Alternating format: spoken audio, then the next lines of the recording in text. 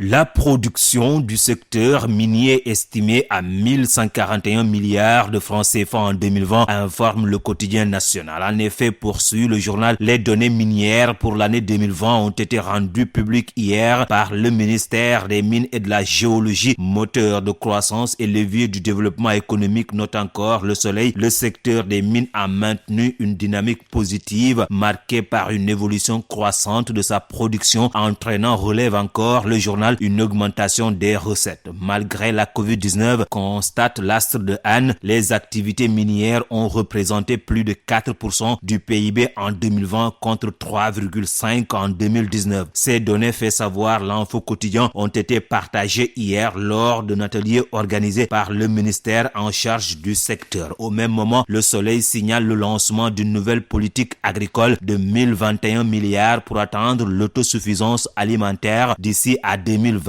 Le ministre de l'Agriculture et de l'Équipement rural a présidé hier, souligne le journal, l'atelier de validation de la politique agricole pour la souveraineté agricole durable PASSAD. Ce nouveau programme, qui prend le relais du programme d'accélération de la cadence de l'agriculture sénégalaise PRACAS, et le versant agricole du PAP 2A, croit savoir le quotidien national, d'où son titre à la une: nouvelle politique agricole, exit le PRACAS, place nette à la PASSAD. Augmentation délibérée des prix du transport à la veille de la Tabaski, passe d'armes entre passagers et transporteurs. Grand reportage à lire à la page 6 dans Sud Quotidien. Gorgorlu immole sur l'autel des spéculations en cette veille de Tabaski, commente pour sa part Tribune. Alors, question, où est l'État, s'interroge le journal. Que dire, se demande aussi Sucré Salé dans sa tasse au quotidien. Le mouton, l'oignon et la pomme de terre coûtent combien? Tout a explosé, se désole mon confrère biétiste du journal Le Quotidien. Il y a même écrit Sucré Salé, un apprenti qui expliquait en chahutant la hausse du prix du transport, c'est à cause de la guerre en Ukraine. Le Gorgolou a du mal à suivre cette dictature inflationniste en cours dans ce pays, estime mon confrère, en dépit des efforts comme le gel de certaines taxes consenties par l'État. Or, rien n'a changé, proteste Sucré Salé, car le commerçant suit sa propre logique de prix en pensant à sa poche.